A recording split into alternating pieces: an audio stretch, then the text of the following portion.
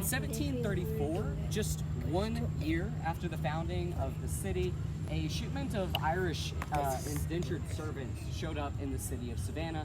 They were there kind of unexpectedly, and they were sort of bought off by people to serve their terms. Now, if you're unfamiliar with an indentured servant, they were generally sold out for servitude for about 3 to 7 years. And I'm sorry, is everything okay? Oh my goodness gracious! It's a cicada. That's scarier than ghosts. Cool. Cicada. Oh, okay. Way to kill my thunder, bug. Come on. Yeah, he drives down. All right. Well, while you're hanging out with your friend, I'll proceed with the story. There are 2 particular indentured servants, Alice Riley and Richard White. They worked for a man named Mr. William Wise. William Wise was one of the city's wealthy elite, and he was said to be a particularly cruel master. He was aging, he was sick, and when he was in one of his particular moods, he was said to have been really emotionally and verbally abusive to Alice and Richard, and when he could manage it, physically abusive as well. You can imagine that you could only put up with so much, especially considering the things that Alice and Richard had to do for Mr. Wise.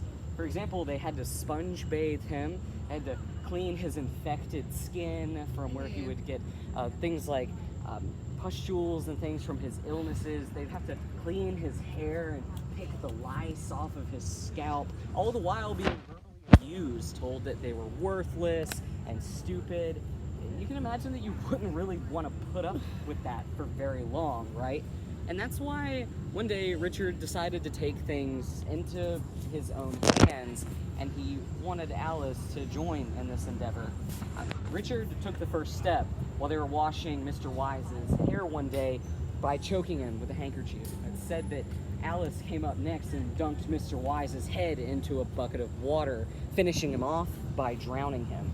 The couple ran away, and Richard was captured a little while later in the woods. They found Alice not too far away, and the 2 were convicted of the crime of murdering Mr. Wise. Now, Richard was hung almost immediately for his crime, but Alice was able to survive for a little bit longer. She bled her belly. Does anybody know what that means? She's pregnant. She's pregnant, that's right. She was pregnant with actually a young boy. All this time, however, Alice was pleading. She was begging. She swore that she was innocent of this crime, that Richard had simply pulled her along, that she had nothing to do with it, but she had no choice but to go with him after he murdered Mr. Wise. Of course, nobody believed her, and after she gave birth to her young baby boy James, she was hung anyway. Now, there's something particularly disturbing about the event of her being hung. You see, out in the square that day, watching someone get hung was kind of a spectacle. Most people would come out and see it. And it said that somebody was standing right out in the square with her little baby James. And maybe this was an act of cruelty, wanting to taunt her just for her death by seeing her young boy, or maybe it was an act of compassion. Somebody wanted her to see her baby one last time before she died, but it said that as she was getting ready to die, she was crying out for her young baby boy James, desperate to grab him and hold him, but she met her demise that day, and unfortunately, little baby James died just 2 weeks afterwards, not long after his mother had passed.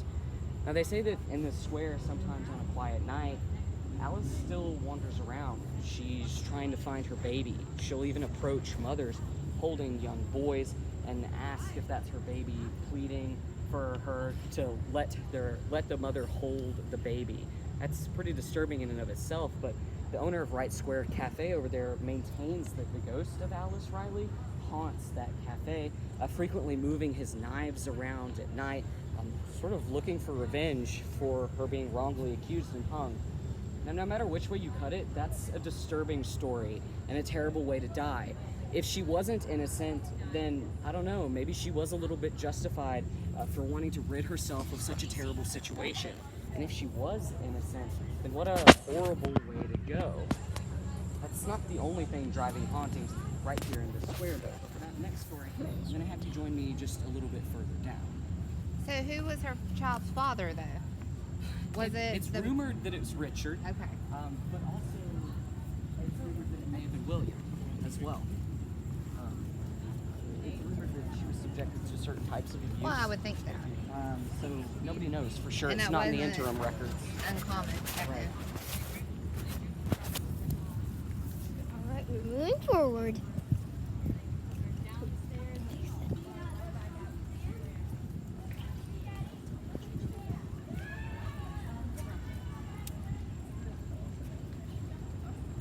What does it feel like on your neck? Was it cold? No? Was it cold? No, I just felt a little calm.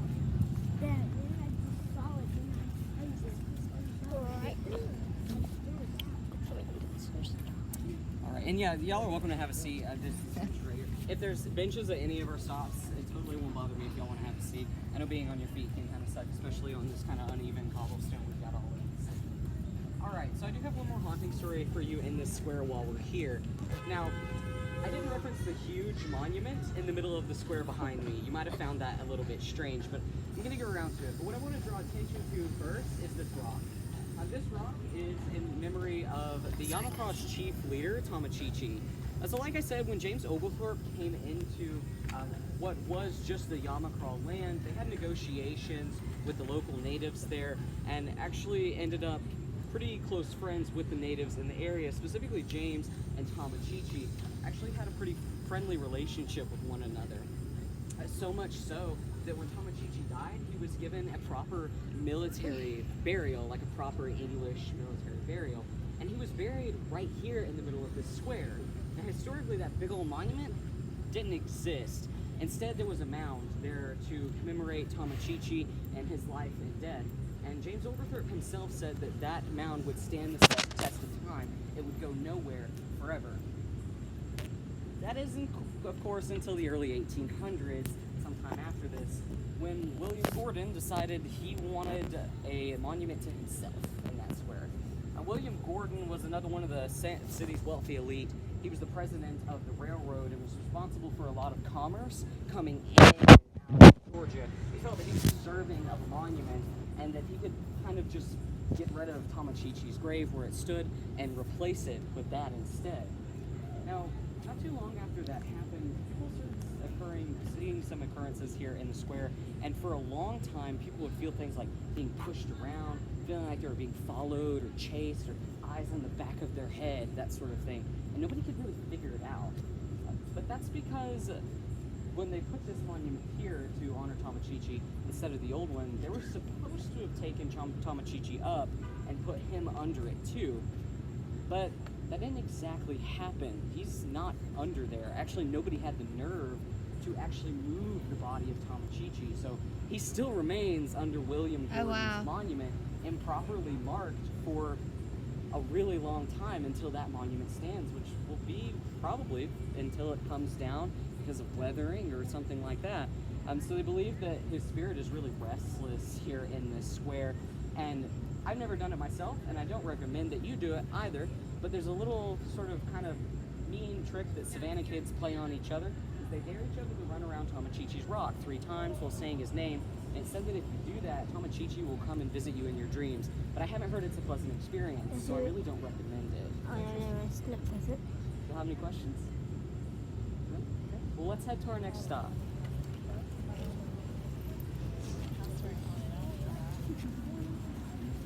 Oh my God, I think I'm gonna do that.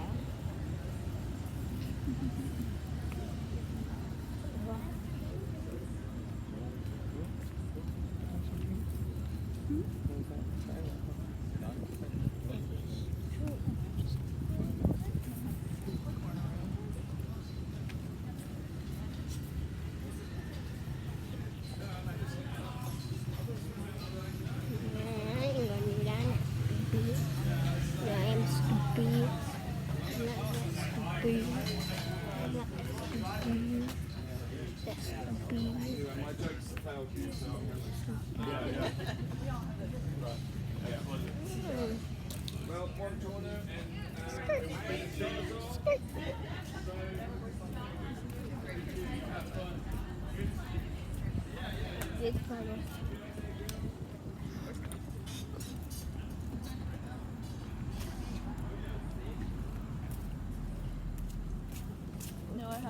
seen something creepy or experienced anything? I've seen plenty of creepy things.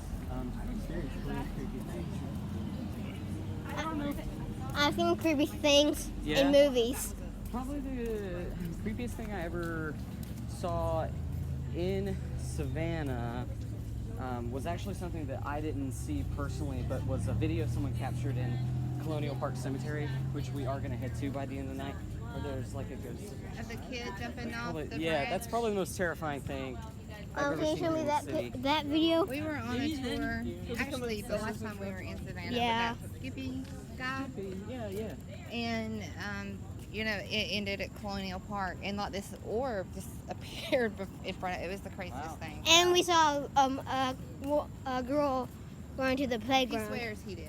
He's always said that for years. Who, me? You have, yeah. Yeah. Skippy is one of my coworkers. So are they gonna? It's just usually I let them go. So the videos are just like a little child. Yeah, actually, if you just search like Yeah. Colonial Park child ghost, it will like first result on it. Cargo Park Child. Right, yeah, it's gonna be a pretty video. Oh, no, no, that's gonna be a pretty video, guys. Where is it? Are you live broadcasting that? Yeah. You're live? No. Oh. Why? I was wondering. I can live broadcast, Actually, say go to the end. but then it'd be too late. Someone actually gets murdered. He dies. Yeah. Bye bye. It was all a dream. I had this like creepy corner in like a room in my house, and like whenever I used to have the room was like my bedroom, I would have like really bad dreams in the room, and then like this one corner of my room, I'd feel like someone was looking at me in the dark. That's bothersome. And so like after I moved down went to college, like I moved to her room, and like cousins stayed with me for a little while. And then she started getting like really bad nightmares and kept like complaining about like the corner of the room. And I didn't say anything to her. And then after she moved out, another friend came in and like kind of stayed with me for a little. Because she was like being my nanny, I guess, for a little. So she like did the same thing. Like she was getting nightmares, and then she kept like complaining about how creepy the corner of the room was. Wow. And it happened with another friend too. Wow. That's frightening. It's scary and haunted. So I'm like, I did tell them. All right, well, y'all are welcome to have a seat right here in this square. Rest your bones. I'll rest my bones. Bless your buttocks.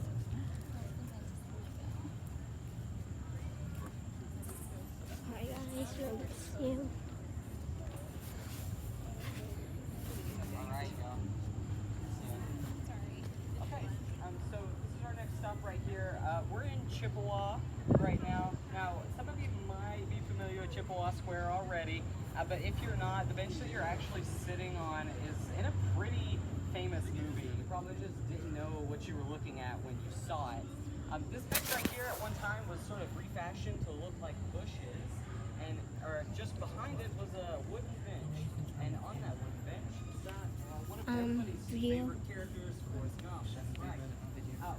This is obviously different than it This is used to going on look, YouTube, and bro. for the movie buffs out there, I'm That's sure this is a super. fun little piece of trivia for you, but I do want to use it as a segue into my next ghost story, and that's to talk about the theater on the screen here. Now we'll get a better look at it once we head around the other side. We're going to move right past it. We're on the way to our next destination. But I want to tell you just a little bit about the Savannah Theater. Now, the Savannah Theater, actually the original, was built on that property in 1818. It was built by a really famous architect in the city. He had designed several other homes around here. We're going to pass by one more others. But his original design is actually long gone. This is a result of lots of different tragedies that happened to this theater.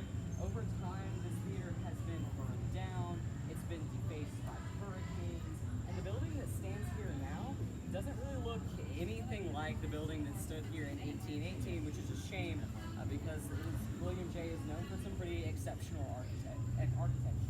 But the things that do stand still in this hotel, or I'm sorry, not hotel, but theater, are some of the long-standing haunts of the theater. There's a few different stories associated with this one. First of all, people believe to have seen a ghost that they refer to referred to as a woman named Betty. Now, Betty is Betty White. an actress who worked in the theater at some point in time, and she felt such a strong connection to it, such a strong connection to her craft, that she's actually chosen never to leave. People have claimed to see her backstage, even sitting among the aisles. When they sit in the aisles and there's no one behind them, they feel that someone is watching them. They've seen shadowy figures throughout the city, or throughout the theater there. Another one of these ghosts is supposedly a little boy named Ben. Now, Ben is kind of a mischievous ghost. He's not bad, he's just a little kid, and he likes to play pranks, so some people may believe he was one of the victims of maybe one of the fires that overtook the city in the 1800s. They're having a good time. Yes. They're having a good time. I call those the woo girls because they come by, you know, and they're always like, woo! Yeah, they're the woo girls. Yeah, exactly, the woo girls. Ben is a little bit mischievous. He's been known to sort of play pranks on the staff in the museum. Nobody can ever get an eye on him, but he is blamed for a lot of sort of innocent, all-in-good fun activities going on in the theater. Now, another one of them is referred simply as the director. The director doesn't really have a name, but has been responsible for turning on and off lights, messing with things like film reels and things of that nature. A lot of things in the control rooms that the theater employees explain. So they believe that the director is still hanging around, maybe altering some of the things in the theater to his own liking. So if you visit the Savannah Theater and you feel a little tingle on the back of your neck, take a peek around you, see if you can catch anything out of the corner of your eye, okay? If you do, make a blog post about it or something, because I totally want to see it, alright? Alright, y'all have any questions about anything? Okay, well, we're going to get ready to go to our next stop. Our next stop is actually kind of multiple stops. We're headed to a paranormal hotbed here in Savannah, and that is Colonial Park Cemetery. Follow me. Mama, is that the park that we went to earlier today? No. Right, good. Because that's like 8 miles away. He said, is that the one that we went to earlier today? I said, no. He said, good, because that was like 8 miles away.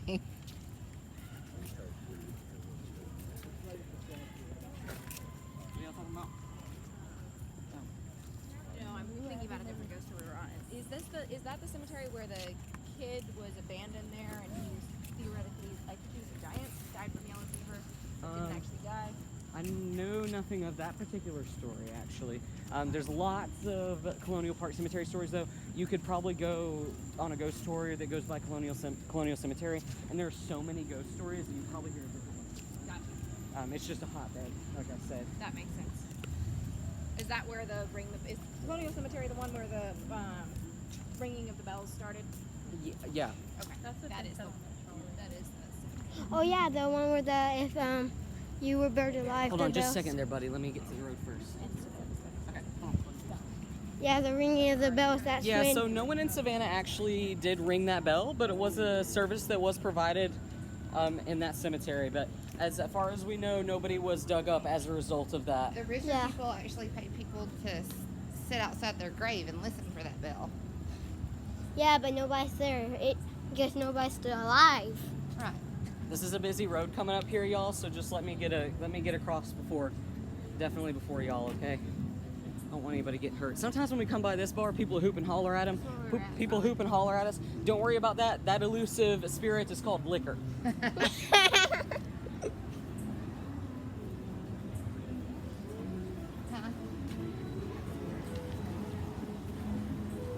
Different types of spirit. Yeah. Hold on just a second, buddy. The weird spirit. Weird is right. Okay. Y'all go ahead and cross. Just meet me on the other side then. We'll stay here.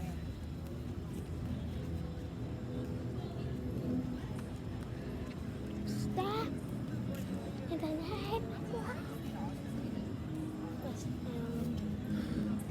I am walking backwards. I am walking backwards. I am walking backwards.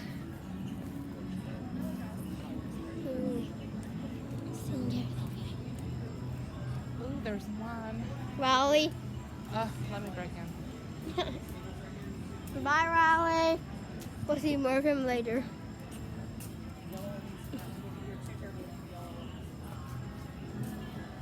first question, is anybody staying in this hotel? No? Okay, so I'm not going to ruin anybody's night.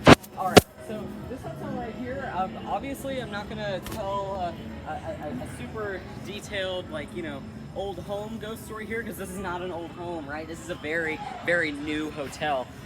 This hotel actually broke ground a couple years ago, and they were working on it when Hurricane Matthew tore through the city. So they're actually forced to abandon some of their work during the hurricane, and when we all had to leave town, it was a forced evacuation. But when we came back into town, everybody was a little jarred because of a discovery they made. You see, over the course of the hurricane, underneath this hotel, the storm had unearthed about 10 bodies that were under this hotel right here. Now, let me preface this by saying that bodies washing up in old cities is not unusual. It happens all the time. There are a number of unmarked graves in Savannah. You really never know when you're walking over one, to be honest. I'll let you know when I know for sure we are, but there are oftentimes you could be standing right on top of some well-trodden bones and not even know it. Now, the strange thing about these bodies were that several of them were packed so tightly together that they had decayed and degraded sort of into one large lump, sort of, for lack of a better word. This is not uncommon. During the city's massive fever outbreaks and massive burials due to disease, people would oftentimes stack bodies right on top of each other.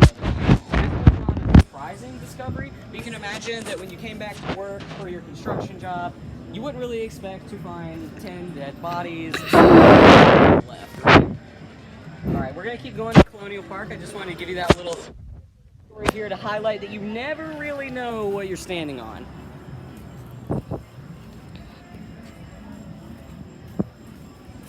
Alright, back to me. Now here, folks. Look, here's the view there. See, done. I just go to all the stores at all. So that's my right. You can go. It'll better with me.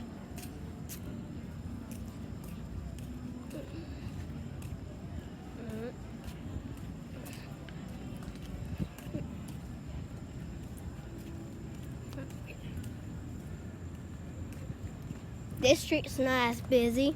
No, we're getting closer to the residential part of the town right now.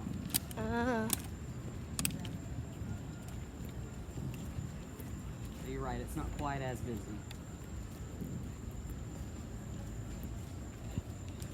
More suspicious. Suspicious, yeah, that's a word.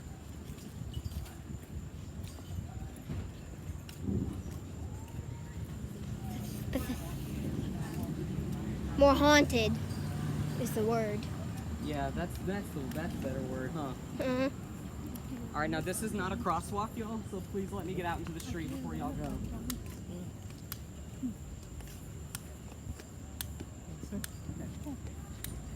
We're fine.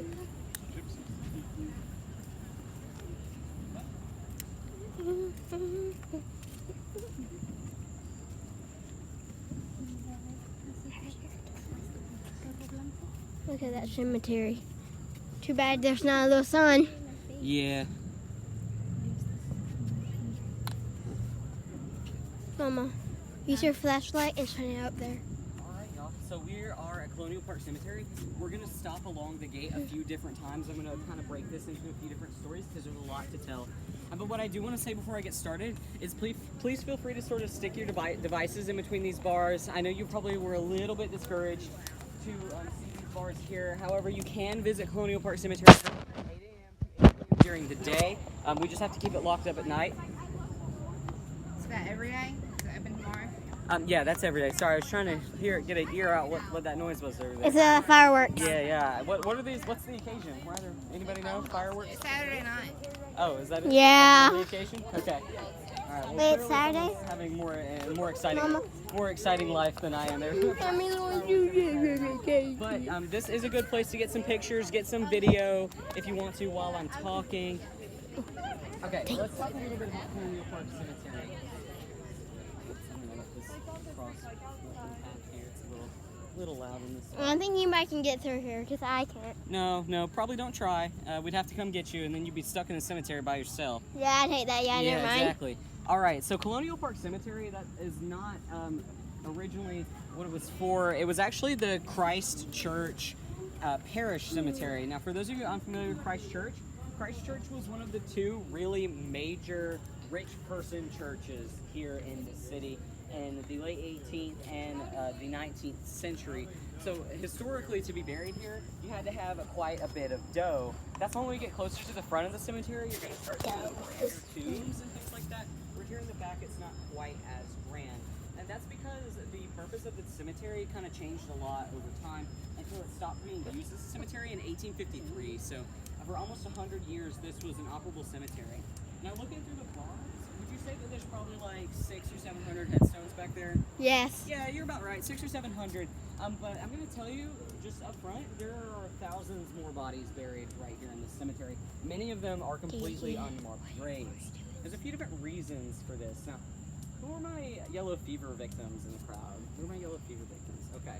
All right, so in 1820, Savannah saw one of its largest yellow fever epidemics. This particular epidemic was documented to have killed 10% of the city's population. However, that is only 10% of the city's documented population.